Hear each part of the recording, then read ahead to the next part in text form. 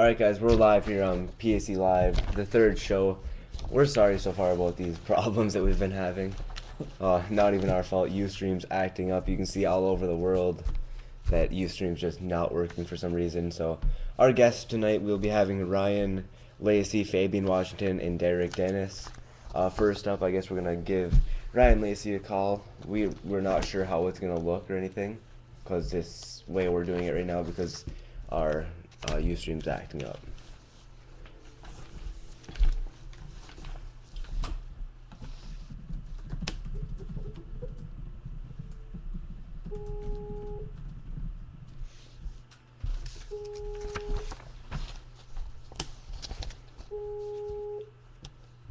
Alright guys, a little bit of information on Ryan Lacey. He's a former Utah defensive back.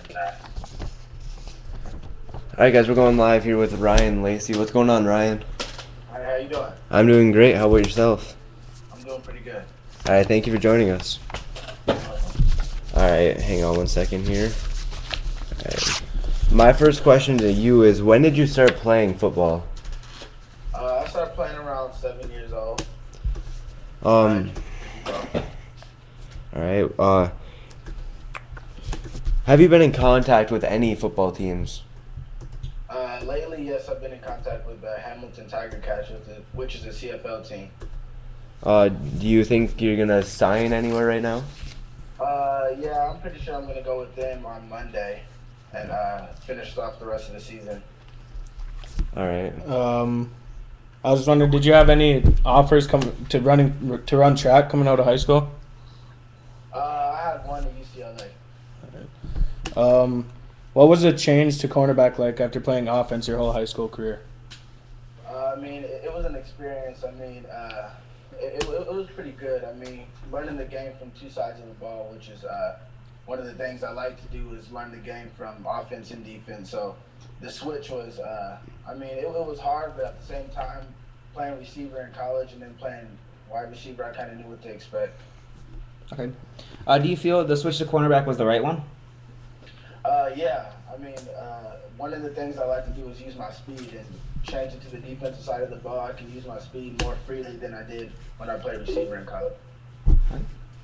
I just wonder, what's next for your career? Hopefully playing professional football somewhere. I'm looking forward to the CFL and going up there and trying to make it to the NFL is my main goal. Alright, Ryan, that's all the questions we have for you tonight. Thank you for joining us. Thank you. Yeah, have a nice night. Alright guys, that was Ryan Lacey, former Utah defensive back. Hopefully somewhere he finds a chance. We're gonna be calling guests throughout the show. We're probably just gonna have about a half hour left on the show. Alright. We're gonna hop over to some NFL news here. Matt Castle will be starting for the Minnesota Vikings this Sunday. What do you guys think about that? The way it's been going with Christian Ponder, you can't really downgrade. Matt Castle's always been a solid quarterback, so I think it'll work for him. I also think so too. Yeah, Ponder hasn't been having a good year, so I mean, you really can only go up. I mean, Ponder hasn't really been doing anything at all in the air. They've just been relying on Adrian Peters on the ground, so I think all up from here. Yeah, I have to agree with both of you there. They go up against a pretty decent Pittsburgh team this Sunday. Good defense. Yeah, good defense. Score 15 points, you probably win the game. Yeah. All right.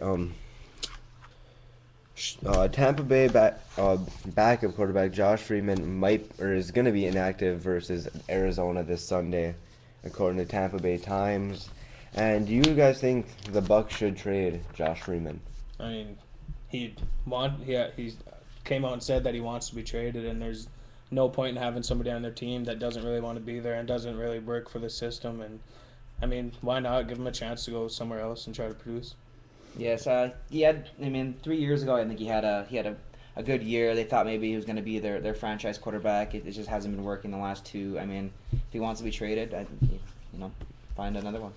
He thinks that he could be a starting quarterback right now. Do you agree? I mean, yeah, he's got the talent there. I think it's more of like a mental issue. He's definitely got all the talent in the world, but it's just not seeming to pan out right so far. Yeah.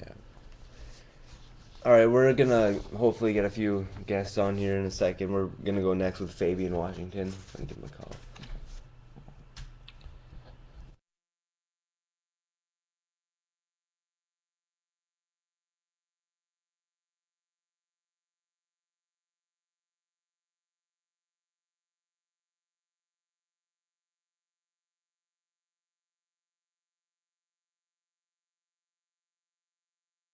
There. We're having problems right now with Fabian Washington. He had to go pick up his daughter. So we're gonna go with Derek Dennis here. If you want to get that call.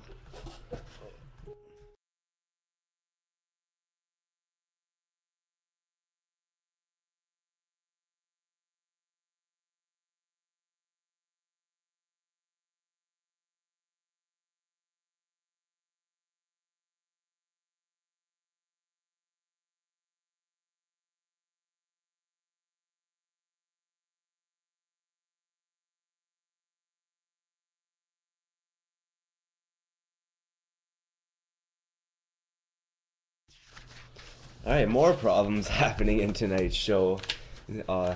This show is just right now. Nothing we can really do. Everything going wrong. It seems like everything going wrong before the show. Everything. So yeah, we're gonna hop over to the NBA news. The Indiana Pacers and Paul George made it official Wednesday morning, announcing a 6-year contract extension to keep the All-Star in Indiana for the next 6 years. He definitely deserved it. I mean, he came out last year and he's on the verge of superstardom. He's worth getting locked up now because he's going to be a heck of a player, and I think the money's well spent. I believe so too. I mean, they took the Heat right to the wire there. I mean, they got a team going right now. I think they re-signed everybody. They keep Paul George. That's probably one of the best investments they probably could have made. So Yeah, they're on the right track right now. Yeah. All right, then we have DeMarcus Cousins agreeing to a 4-year, $62 million contract extension with the Kings. Do you think that was the right amount? I don't know. I think that might be overspending. I mean, he's got a lot of talent, but he hasn't been like producing so much on the court, and he's kind of a cancer in the locker room. So I wouldn't be surprised if he asked for a trade out of that. So I don't really understand why he'd take the extension. He doesn't seem happy there, but yeah, I don't think they should have extended him. Yeah, I have to agree with you there. He definitely has decent potential in the next few years, but is he going to live up to that potential is a question right now. And $62 million, you can really spend that on pretty well a star right now. Yeah. For like maybe not 4 years, maybe 2 or 3 for $62 million if you're going to get a star in free agency. But I don't know. Maybe it'll work out. Maybe the Kings see something. I hope. Kings, they've been struggling last couple of years. I think that they're trying to make him the face of the franchise because they don't really have much else. Yeah. And with the way the NBA is out right now, I mean, every big player is trying to get with a big team. I mean, Yeah. I think this is their way to keep him in Sacramento. Yeah. All right. My next question is: should the NBA allow nicknames? Actually, we're gonna take.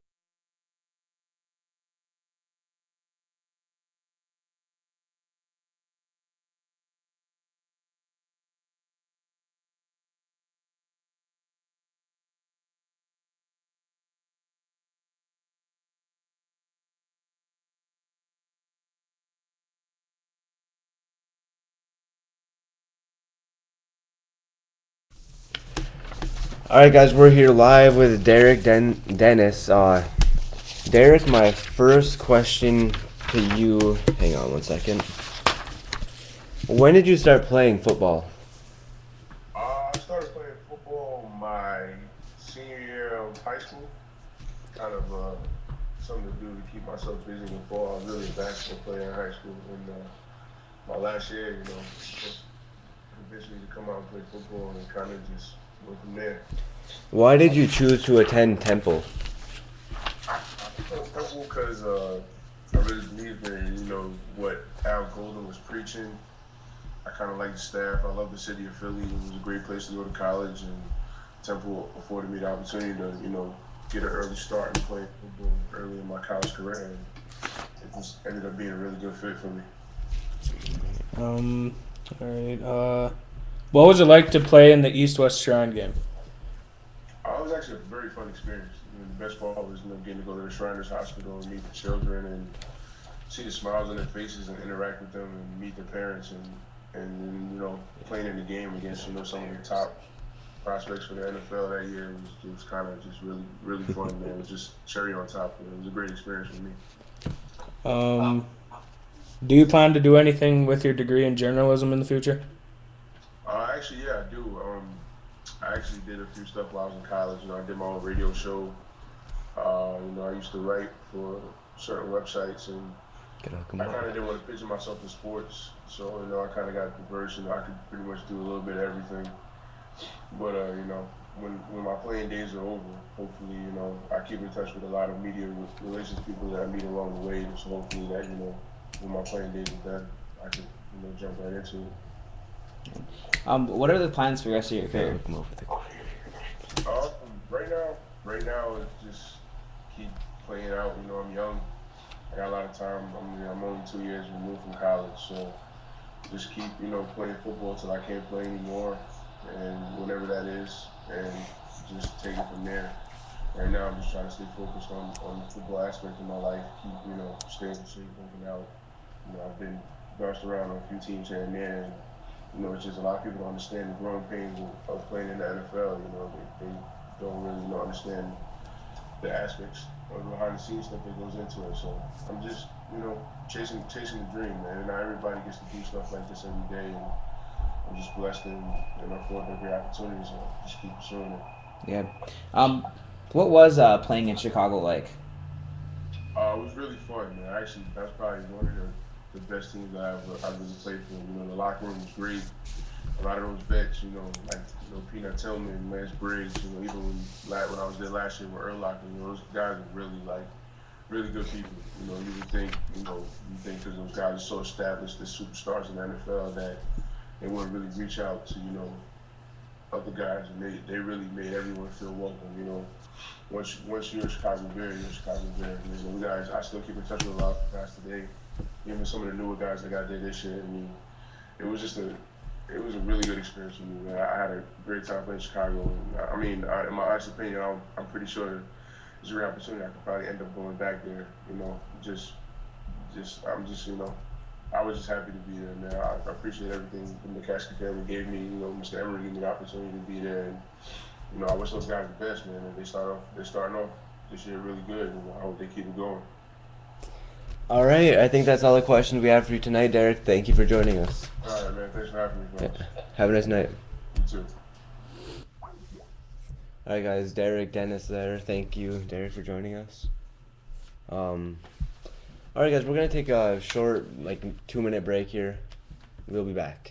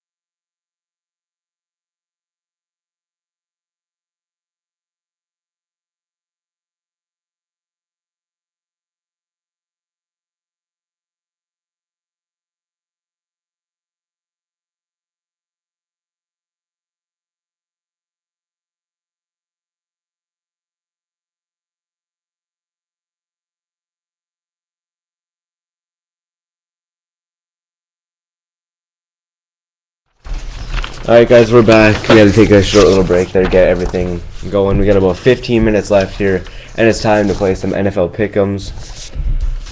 In the first game, we have the Baltimore Ravens taking on the Buffalo Bills. I got Baltimore. I think Baltimore right now is a stronger team, even though one of their star wide receivers, Jacoby Jones, is already ruled out for Sunday. Yeah, I think Baltimore is gonna steer the ship in the right direction this week, and then start to get on a roll from here.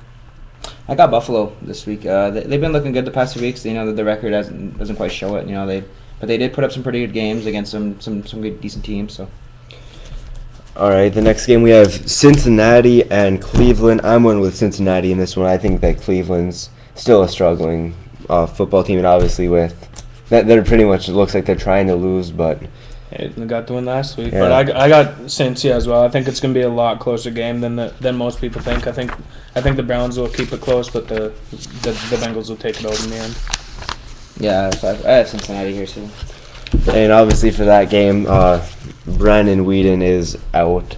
They're gonna have what was that guy's name? Probably Brian Hoyer again. Yeah, Brian Hoyer starting at quarterback.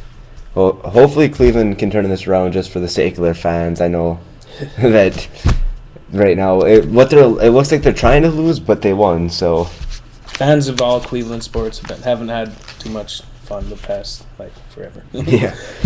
All right, the next game we have the Chicago Bears and the Detroit Lions. I'm going with the Lions in this one. I think it's going to be a really tough game. I think Chicago comes out firing really hot, but I think as the game goes on, Detroit picks up their defense, and I think even though obviously Nate Burleson's out for the Lions, who obviously was trying to stop a pizza from falling or something like that and got in a car accident, he's out, and another wide receiver, Patrick Edwards, is doubtful right now. But not many big names for the Lions that are already out. We have Henry Melton for the Bears, and that's a defensive tackle who's out, but that's really it.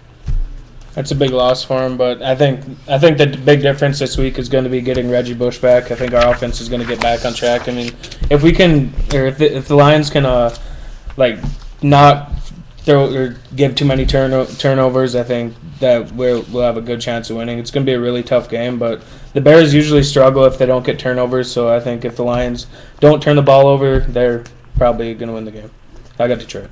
Yeah, I think it's going to be a close one. I got Chicago in this one. The offense has just been for the Lions. You know, it's there, it's not, it's there. The turnovers are there sometimes. It's hard to say. I mean, I'm going to go with Chicago. I think it's a safer bet here. Yeah. All right, then we have Seattle and Houston. I'm going with Seattle in this one. I think this is going to be a pretty good game. Actually, let me take that back out. Really good game. I think Seattle ends up coming out on top. Not many big name players out for this game. Spencer Ware, a running back for Seattle. That's really it. That's already listed as out. I think this is my game of the week, and I think it's going to be a really good, low-scoring defensive struggle. And I got Houston coming out and giving Seattle their first loss of the season. I got Seattle here. I think they're too strong of a team right now. All right, then we have the Colts and Jacksonville. I'm going with the Colts in this one. This Jacksonville really, and the Colts, they still have a lot to play for this season. I think that they're still a playoff team right now. Oh yeah, I got Indianapolis as well. I think Jacksonville's just struggling. They're pretty much playing for the first overall pick, and yeah, I think they're gonna struggle once again this week. Yeah, I have Indianapolis. Andrew Luck is just every week in and week out he's producing. I mean, the defense got to come around yet, but they are playing Jacksonville with a struggling offense, so I think there's no doubt here. All right, then we go on to the struggling New York Football Giants against the Kansas City Chiefs, who are red hot right now. I'm going with Kansas City in this one. They're just playing so, I don't even really know how they're doing it. Is Andy Reid that big a difference right now? Is he, gonna win Coach of the Year? Because right now he sure looks like he's gonna. Yeah, it's gonna be a good game. And Kansas City, they just been outstanding this year. They just turned it around. Already won more games than they did last year. They look like a really strong playoff team that could actually make some noise. But I actually got the Giants turning around this week and getting their first win of the season with my upset pick of the week. Yeah, I also do have the Giants here too. Right now, I think they're in panic mode, and from what I've been seeing and reading all week, that they're really, really pushing hard this week to get out there and get that first much-needed actual win. I mean, they cannot drop to 0-4 to start the season and expect to do anything after that. So I do have the Giants winning this game. All right. And then we have Pittsburgh and Minnesota. This, I think, is going to be a really good game for some reason. I think that Adrian Peterson, how is he going to play? I know that he's been limited in practice this week, but that normally seems to happen every week with a star player. He's obviously going to play, and he'll be coming out strong. But I still got Pittsburgh in this one. I think that they're going to come out hotter than the Vikings. No, both teams have been struggling. I think it's going to be a really good game, but I got Minnesota getting their first win of the season here. Yeah, I think it's going to be, a more defensive struggle. The Pittsburgh offense isn't doing anything right now. Same with the Minnesota, but I think with Cassell starting, that they're going to have a better chance this week than with Ponder. I think Cassell has more potential through the air. So I think I got Minnesota coming on this one. It's going to be a close game, low scoring, unless Adrian Peterson goes off, which could happen. But I think Pittsburgh's defense stronger than that. But I got Minnesota in a close game. All right, and then we have Arizona and Tampa Bay. I am going with Arizona in this one. I think that this is going to be another pretty good game. Yeah, it'll be a good game, and I think the Bucs are going to rally around their new starting quarterback, and I think they're going to get their first win of the season here. Yeah, for me, this is a complete toss-up. I know both teams right now, I'm not really sure about what they're going to be doing for the rest of the year. So I'm going to go with Tampa Bay, just, new quarterback. I think they'll come out and produce somewhat, but we'll see. It's a toss-up for me. All right. And then we have the New York Jets and the Tennessee Titans in I wouldn't say the game of the week this week. Yeah, I think it'll be a close game because both teams have been struggling as of late, but I'm going with the Jets in this one. I think they're going to pick up a win. Don't look now, but Jake Locker is looking like a top 10 quarterback on the verge of stardom now. He's been playing a heck of good football games, fucking starting. And I think Jake Locker is going to have a really good game against this Jets defense. It's a really good defense, but I think Tennessee is going to win actually handily. Yeah, I got the Jets. I think their defense is they're putting their emphasis on always. I think Jake Locker is going to come in and not have a good game like the games he's been having. So I think the Jets will win this one. All right, and then we have a pretty good game. I think we have the. Hang on, I think it's screwed up right here. What game are we on? Denver. All right, we have Philadelphia and Denver. I'm going with Denver in this one. I think Manning right now is too hot to stop.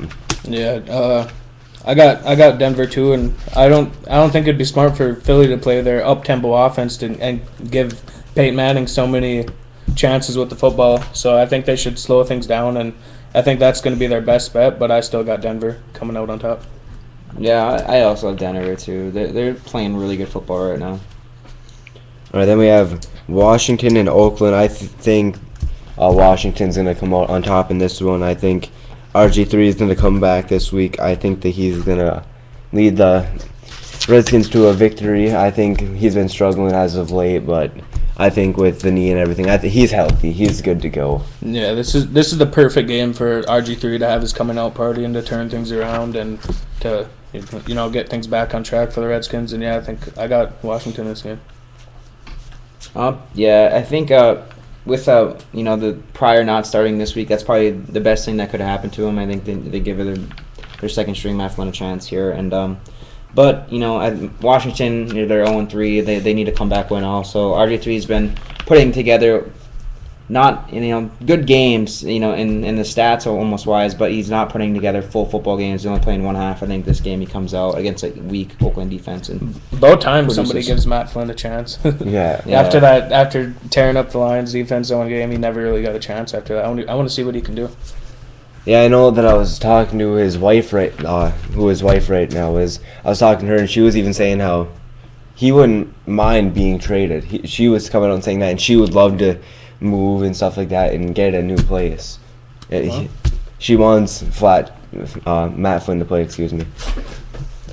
And then we have the Cowboys and the Chargers. I am going with the Chargers in this one. I got Dallas. They've been playing some pretty good football this year, and so San Diego, they've been decent as usual as they usually are. Never really that good or that bad. But yeah, I got Dallas coming out on top. I got Dallas too. They are playing good football. I agree. This year, they're putting together a lot better numbers in games than last year. I think they definitely have a potential. So I'm gonna go with Dallas. All right, in the next game we have the Patriots and the Falcons. For some odd reason, I know Atlanta's at home. This is Sunday Night Football. I think that Atlanta at home is going to come out hot. I think with the drop passes and everything that's been happening for New England's wide receivers and Tom Brady. It's still Tom Brady, obviously, but Steven Jackson is out for Atlanta. But I have Atlanta winning this one. Yeah, this was almost my pick for game of the week, but but I think the Seattle-Houston game will be a better one. But yeah, I got New England coming out on top in this game. Yeah, I have New England also. It seems like Tom Brady can throw to anybody, and you'll hit him right in the hands. It's just whether they catch it this year. He's never had that problem before, but I think he still produces every game. I think they win here. Yeah. And the last game of the week on Monday Night Football, we have the Dolphins and the Saints going at it. The undefeated Dolphins. Yeah, the undefeated Dolphins, and I feel bad. I think that this is going to end right here, though. Yeah. I think that the Saints, it's the Saints, and it's Monday Night Football. Saints are at home. Miami's going to come in. They're going to play a really good football game, I think, but I think the Saints come out on top by about a touchdown or two. I think New Orleans is going to come out on top. I think it's actually going to be like a close game, but the ending score won't seem as close. I got them winning like 34-20, somewhere around there. But yeah, I think it'll be a good game for the first 3 quarters. Then New Orleans will come out on top at the end. I got Miami here. They're playing some really good looking football. I mean, every week it's kind of a little bit of a grind, sometimes here and there. But they've been getting games done, and I think New Orleans right now they're playing pretty subpar and not their usual self. I think Miami's gonna go 4-0 here. All right, guys, that's it for the NFL pick'ems for this week. We're gonna move on here to the MLB here for a few minutes.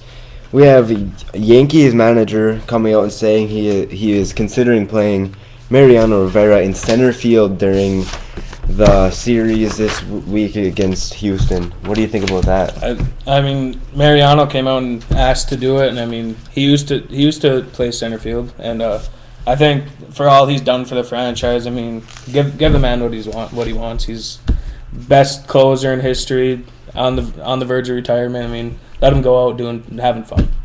Yeah, they said he was going to do it. It's going to be a game time decision on his knees, whether he goes out there and actually plays, because he has a lot of confidence in it. But he said if the knees aren't there, that he's that professional, that he wouldn't go out there and potentially make a fool out of himself if he couldn't run down balls in the outfield. But they said it probably would be a game time decision, and then he would play maybe an 8th inning, and then you'd switch to pitching for the 9th, and that's what they said would happen.